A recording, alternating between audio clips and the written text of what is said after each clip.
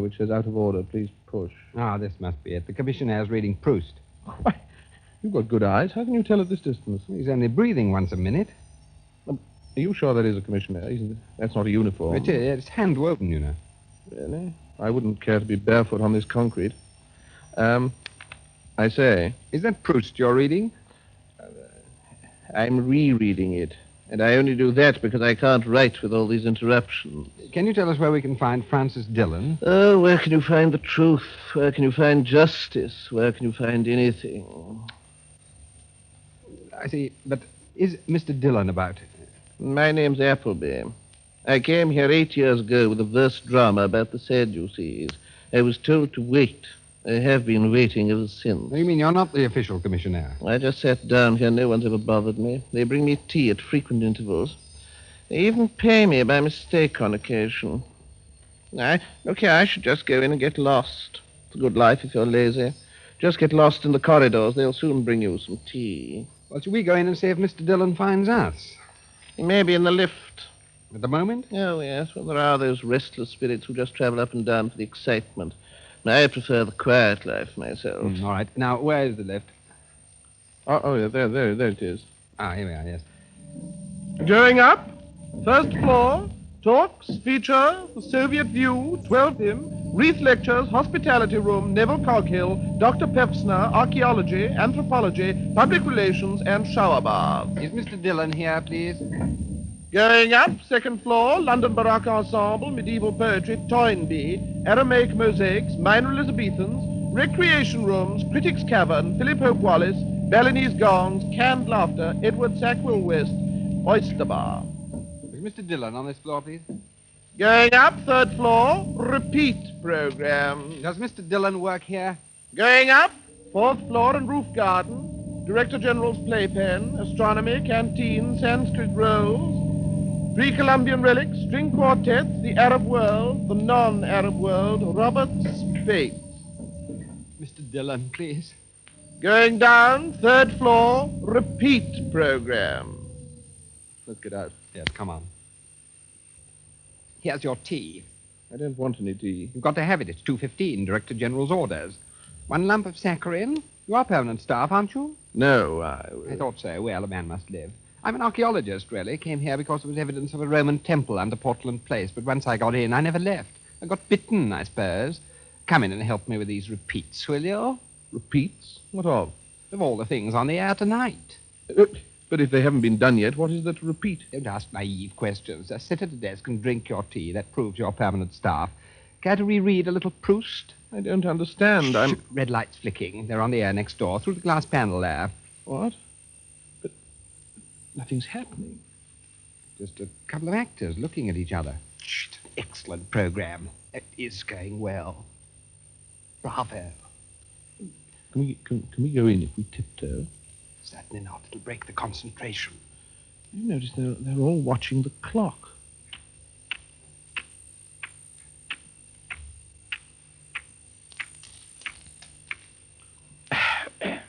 You have been listening to number 118 in our series of imaginary conversations. The imaginary conversation you have just heard was between William the Silent and the Sphinx. This program was recorded and will be repeated frequently.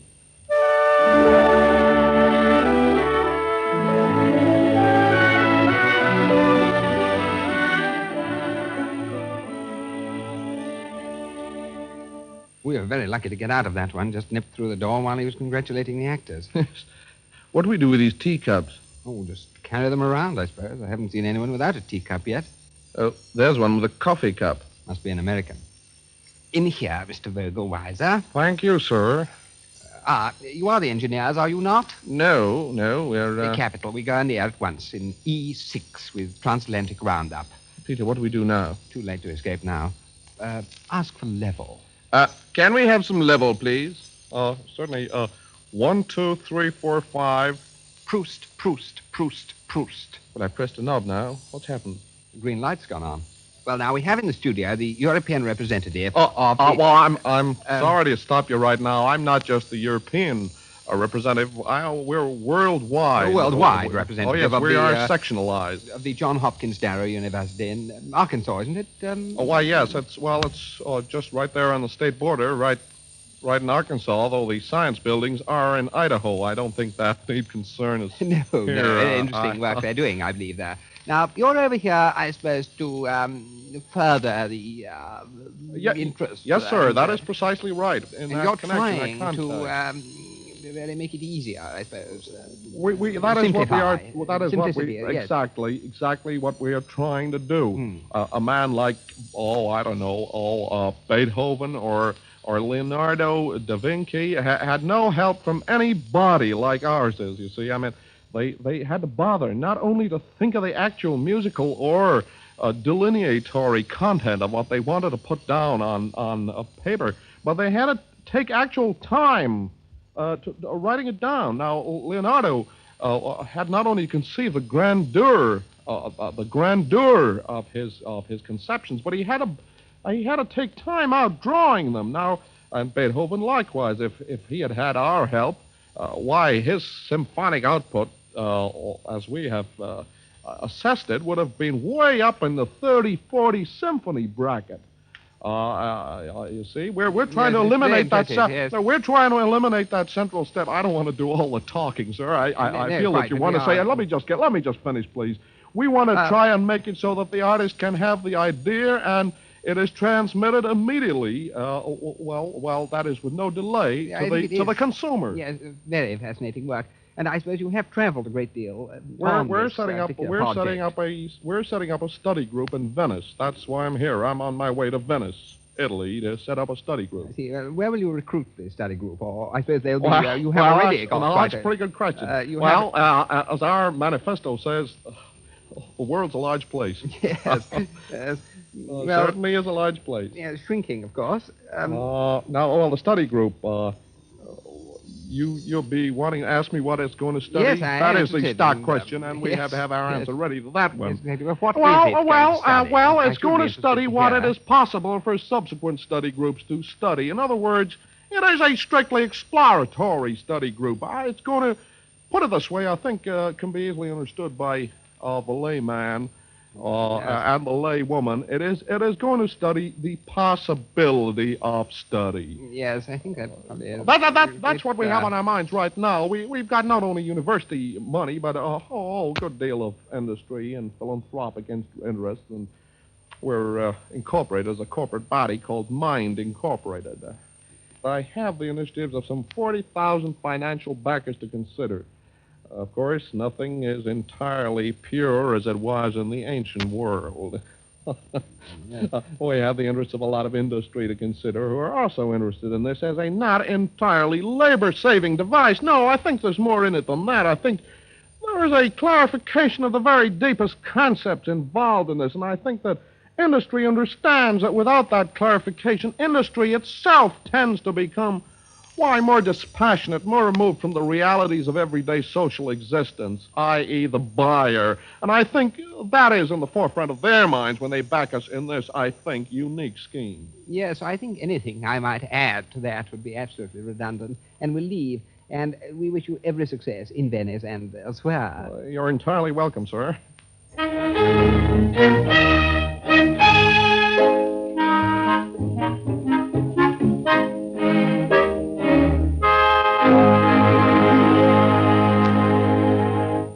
Quick, down here, this small staircase. Well, where's it go to? Down towards the street in Sanity. Extraordinary how compelling that American was. Nobody in his right mind could know exactly what he was going to do, and yet there was absolutely no doubt in my mind that he was going to do it, however much it cost. Of course, they've got an enormous civic sense, and they're all dead keen on being considered philanthropic. Well, they are philanthropic. However much his scheme costs, it'll keep the restaurants in Venice, Italy, full for as long as the study group lasts. Oh, excellent. I always knew that Aramaic mosaics would turn up trumps. I beg your pardon? I'm Sibylla Sutton, E.B. de la Moule Marinière, Secretary, old-time dancing on the 3rd. Oh. I put out a panic call for extra bards to make noises off. We go on the air in 20 seconds from now, and we're chronically short of cultivated crowd effect. But we don't dance. In here, only 15, 14, 13 seconds left. But we're not from 10, Aramaic. 9, 8, E.B. Aramaic mosaics turned up trumps. rescued, bravo. Just murmur whenever I make this somewhat complicated plunging gesture with my hand. You can have your tea afterwards. Now, the third program, old-time dancing. Take your partners, please, for the Kakuga Shuka, a popular festival dance of the Tokyo of 450. May we have the music, Eric? Sure. It's important to remember that the hand movements of the men should imitate the graceful movements of the crane at sunrise, while the ladies reply with the rhythmic swaying of the imperial fishermen who originated this charming dance in honor of the Empress Hono Tata. Yes, now just one more bar of the introduction, I think. There it is. Gentlemen, one step back, please. Ladies, hold your fans to represent drinking cups. One step forward, gentlemen, waving your fans slowly in front of you to represent the rising sun. Ladies, pass 2 steps to the right with the swaying movement of the fishermen, using your fans as nets, remember? Gentlemen, pass your closed fans, now representing the beaks of the startled birds. R.D. Smith, I think you'd better drop out. You know, you don't seem to be absorbing the rhythm. Now, Margarita, you pass over to Eric. Pass. All fans fluttering horizontally now. The splashing, shimmering water. Slow down. Kneel, ladies. Gentlemen, you lie down. Right. Now, take your partners for the Elizabethan Coranto, Sir Ian Jacobs' Fancy.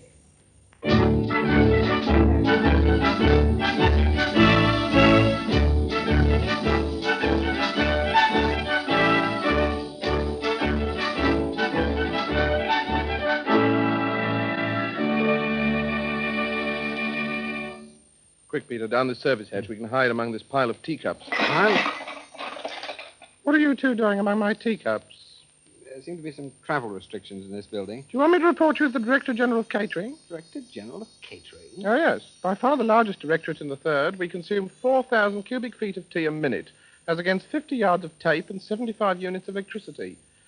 We employ 97 tons of metal in teaspoons alone, and the tea leaves left in the cup in one day could form a blanket 1.5 times the size of Wimbledon Common. But how do you know all this? Are you a waitress? Are any of us what we seem to be? I came here from the London School of Economics 12 years ago to do a talk. And you're still here. Oh, it seems a sort of vice after a time. The first 5 years are the hardest, but after that you can't tear yourself away. Well, if you don't want me to report you to the DGC, you better make yourself scarce and find a racket of your own. Don't let me ever find you among my teacups again. Oh, come on, Peter. What a nightmare. Come on, down this corridor.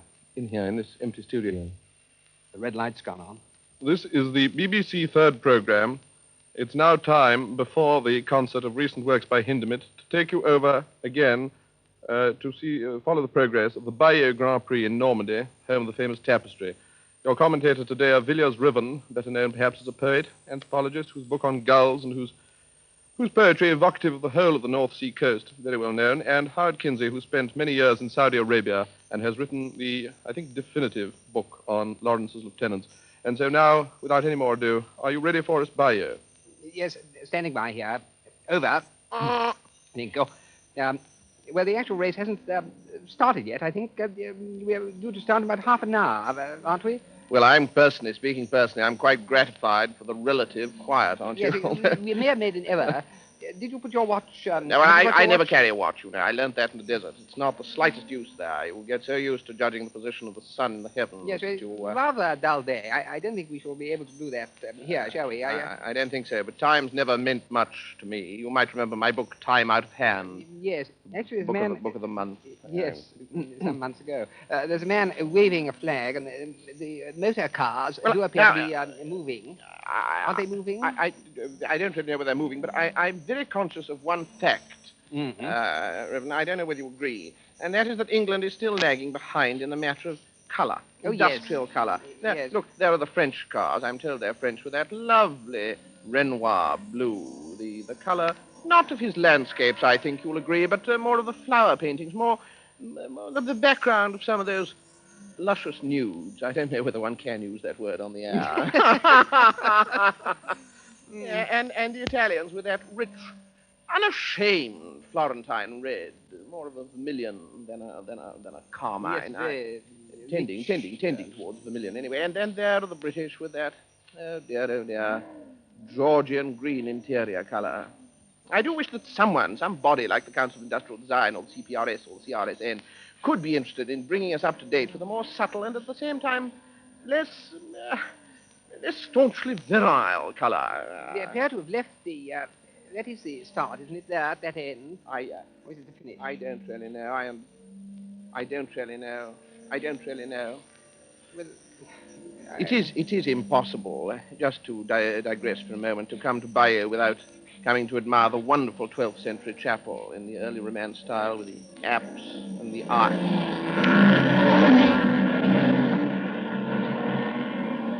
The apse and the aisle. that was the cars. Yes, I had to stop talking because of them. It's going to go on like this. It's going to become rather tedious. Yes, I think we'll have to move further back. I can think so. hardly hear half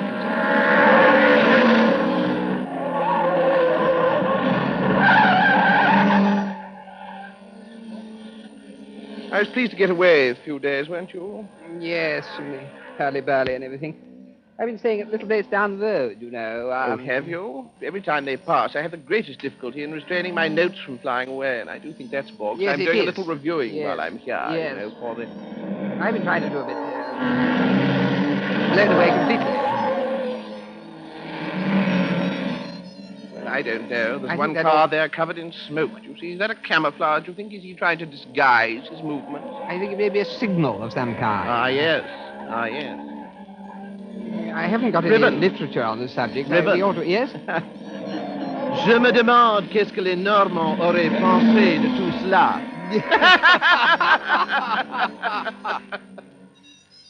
Quick, let's get out. Who won the race? Who was running in the race? Does it matter? It was an exercise for exalted brains in low and common valleys. I can see the top of a bus through a window. We must be on the first floor. Only one more flight. Freedom.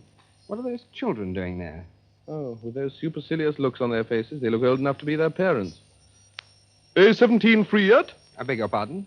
You're the men from planning and research, aren't you? Yes, of course you are. Come in and listen. All you think about is tea. Come in and listen to a real program. I'm terribly sorry, but we haven't... You don't want to make stepmother cross, do you? Stepmother can be very unpleasant when she's cross. Better go in, Peter. She looks like one of those police women who throw men about like table napkins.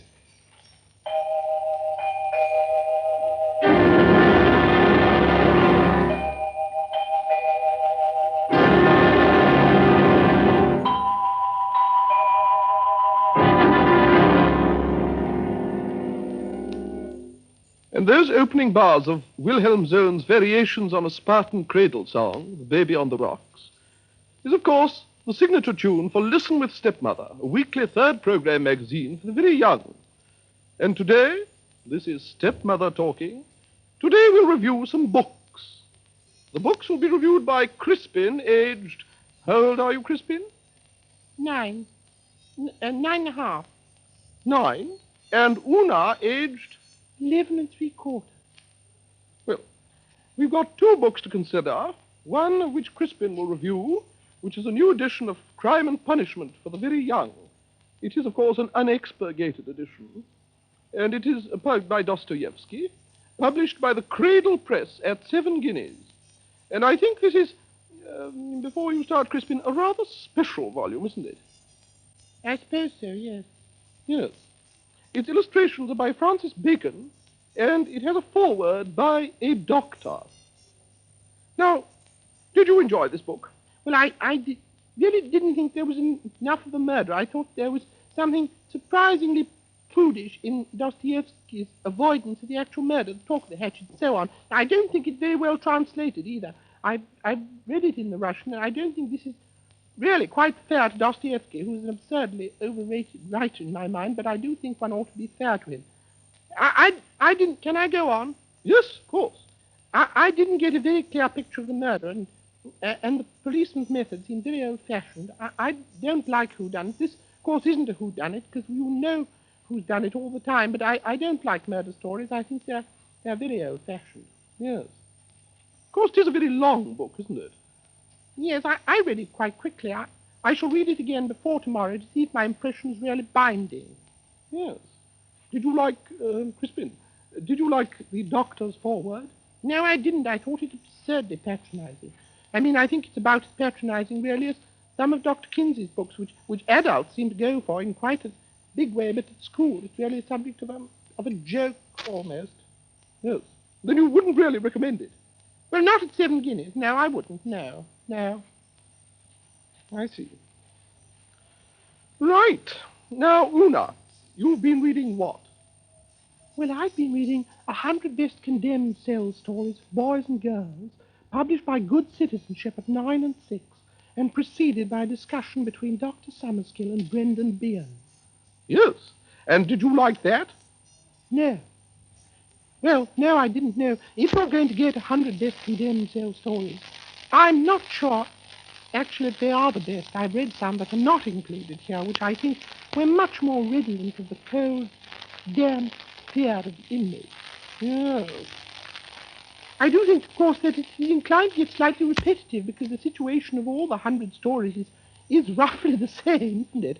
You get climatic changes. There are some Chinese stories which vary from the English ones really climatically, don't they? Not in situation at all. No. I did rather miss that. I mean, I wish there'd been more about, well, even if there'd been one or two about life imprisonment, it would have been a different slant, wouldn't it? Be kind of waiting feeling instead of this knowing in each story that the hours are, as it were, numbered. Yes. Can I go on? Yes, do. I've told Crispin you have absolute liberty on this program, within reason. Well, I thought there were many moments of rather unwelcome light relief, which seemed rather tasteless. I mean, a book of this sort should be grim, and it is grim, except for these moments of almost hilarity. Well, I'd recommend it as holiday reading. As well as something not even holiday, no, I think something to read in a train. Well, there we are. There are 2 new books. I won't repeat the name of the publishers because we don't recommend either of them. But we'll be back next week with Stepmother. Run, Peter. I bet Stepmother has a fair turn of speed. Down here. I can smell smog. We must be near the street. Yes, here. Quick, here's the doorman. Not leaving, surely. Yes, before it's too late. How odd. In all the time I've been here, I've never seen anyone leave this building. Ah, the street. Fresh air, liberty, policemen, noise, peace. I seem to remember those 2 men from somewhere. Oh, yeah. Oh, There you are. You're late again. well, where do you think? What do you think? You know where I've been. I know. You came out first thing this morning, though, didn't you? I don't want that mentioned before we go any further. You know, I'm really highly sensitive about it. All right. And especially as no sooner do I come out, 9 o'clock strikes, the doors are open, they give me a piece of paper calling me for jury duty. Oh, I mean, no. is it fair? Is it? Well, they I'll want never to keep get out their of the tabs on place. you. Eh? They want to keep their eyes on you, you know, keep you, I haven't paid my rates either. What I kind of can't rate should I pay for that 10 square feet of bomb damage I live in? No, you want to get a grant for that. And the day Let before alone I rates. went in, there's no even any privacy there, you know. First No. thing I noticed is Wolf Mankiewicz walking around looking for material. No. No privacy. But it put me in mind of something, of course. Yes. Also, these very well-dressed people coming in and out of this building, you know. This is the headquarters of the third program here. Is it? Oh, yes. Didn't you know that? No. Oh, yes. I thought it was a vegetarian restaurant. I see these people coming in and out. Well, of course, there is a certain connection there. Oh, yeah. But I've been thinking, you know, I mean, I've been up before the you-know-who's 3 times now for selling the kind of literature we do. You run faster, but then you haven't got the dicky ticker that I've got. I'm always the one that's caught I know. with the yeah. material. I do make a considerable sacrifice fraternally. Yes. But every time I've been up in front of them, the judges wanted to read the material. Yes. And he has never handed it back. Of course not. You I know mean, what he's they doing. must have huge collections, those Sitting on judges. files of it they are. I know, and And of course, I think they flog it, you know, after hours. Of course after they do. When they're on circuit. Well, of course, I mean, that's an ideal job for our kind of work, because their transport is paid, isn't it, by the Yes, by the never in the taxpayer and all same this. place more than 2 nights running. No, Marvellous. I'd do Of course anything that's to what be a they do. judge. It's the background we lack. Yes, Yes, exactly. I don't- We can't even find the bottom rung of life's ladder, can we? No, we're at the scraping the bottom of the barrel, really. Well, I wish we were. I can't even find the barrel. You read a book called The Outsider? No, I haven't. It's all about us, people looking for life's barrel. Really? I read about it in Cyril Connolly's, Oh, you've been reading up. Yes. Oh, well, yes. Yes. But I think that's where the future lies. I've noticed in court, I don't know whether you have, that the dividing line between what is thought not quite com or faute and what is considered artistic is really non-existent. Very fine You know, line, yes. very fine Yes. line indeed. Therefore, I think we ought to go into publishing. Publishing what? Artistic. Just, Artistic. Saucy books?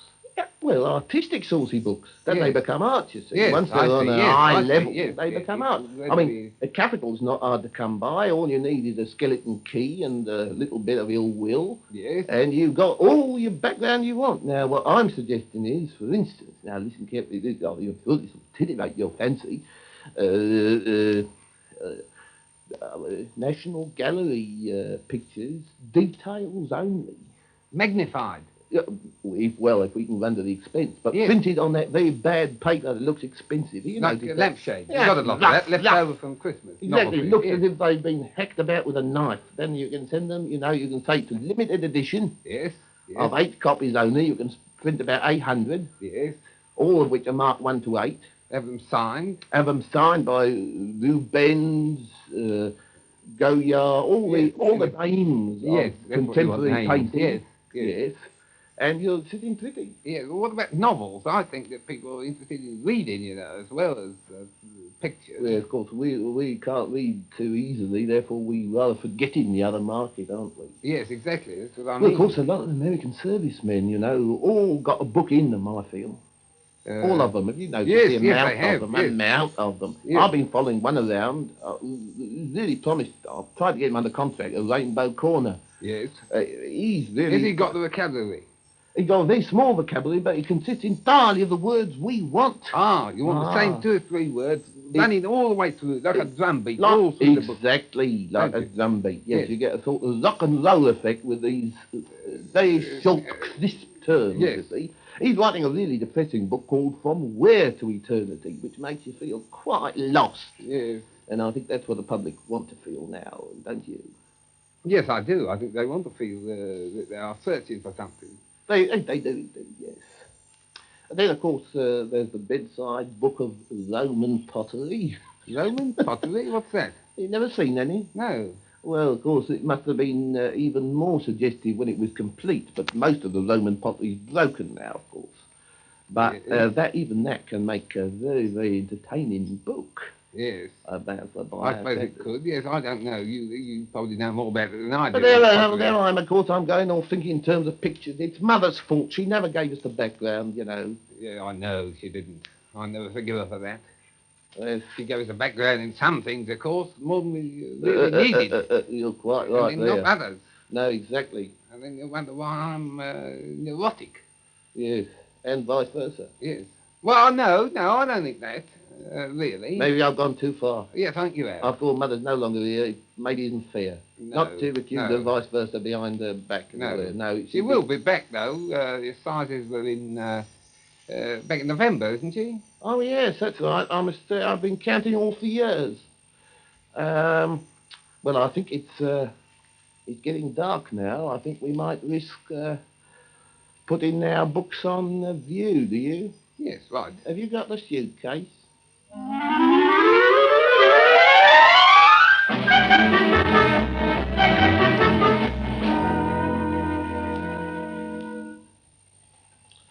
Well, the third program's certainly a force to reckon with. It spreads like a plague. Even those two were tainted with intellectual ambitions. I'd love to go and see something elemental now, something low, vulgar, and rough.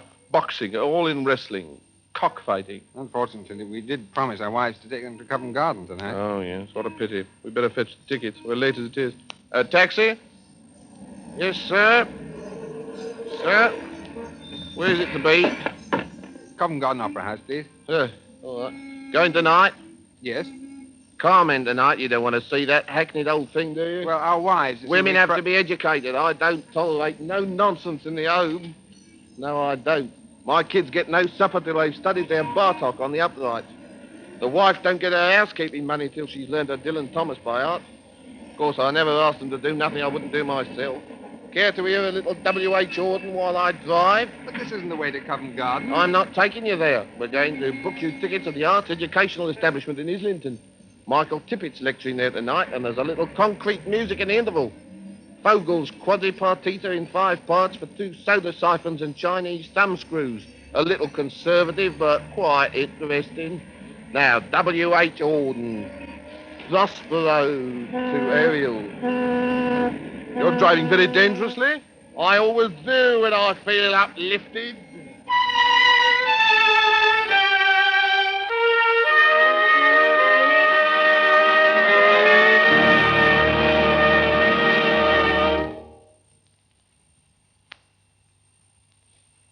That was Peter Ustinov and Peter Jones in Third Gear, a homage to their betters. The music was composed by Bill Williamson and conducted by Nat Temple, and the program, which was recorded, was produced by Francis Dillon. Peter Ustinov is now appearing in Romanoff and Juliet at the Piccadilly Theatre, London.